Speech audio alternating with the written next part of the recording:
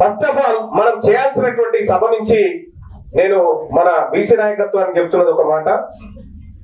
First EWS quota fix చేయండి. ఇప్పుడే సత్యమన్న చెప్పిండు వాళ్ళ పర్సంటేజ్ ఎంత అనేది. తెలంగాణ రాష్ట్రంలో ఓసీలది జనాభా 6.98%. 6.98%. 100కి 6 మాత్రమే ఓసీలు ఉన్నారు. అందులో ఈడబ్ల్యూఎస్ ఎలిజిబిలిటీ ఉన్నటువంటి వాళ్ళు 1 లేదా 1.5% అంతే. 100కి 1 లేదా 1.5% రిజర్వేషన్ మాత్రమే ఈడబ్ల్యూఎస్ కోటాలో దక్కాలి. కానీ వాళ్ళకు దక్కుతున్నది 10% దక్కుతా ఉన్నది.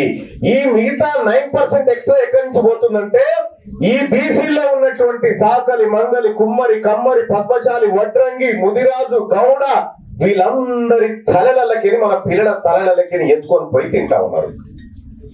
అటు రాజకీయ అవకాశాలు అదే పరిస్థితి అయింది. ఇక్కడ ఉద్యోగ అవకాశాల విషయంలో కూడా ఇదే జరుగుతుంది. కాబట్టి ఈ సభ నుంచి పోవాల్సిన బలమైన వాయిస్ ఏంటంటే ఫస్ట్ ఈడబ్ల్యూఎస్ కోటాను ఫిక్స్ చేయండి. ఈడబ్ల్యూఎస్ కోటాను ఫిక్స్ చేయకపోతే 30 సంవత్సరాల పాటు వాళ్ళ పిల్లలు వచ్చి కుర్చీలలో కూర్చుంటారు, అధికారులు కూర్చుంటారు. ఇక మన సాగు కాదు, అప్పుడు మన గోస కాదుగా. అందుకోసమే ఈడబ్ల్యూఎస్ కోటా అత్యంత ప్రమాదకరంగా మోపైంది. దాన్ని ఎట్టి పరిస్థితిలో అడ్డుకోవాల్సిందే. ఈ సభ ముందు నేను చెప్తా ఉన్నటువంటి మాట.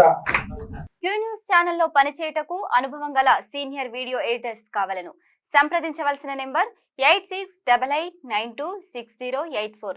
qnewsads@gmail.com ను సంప్రదించండి. లైక్ చేయండి.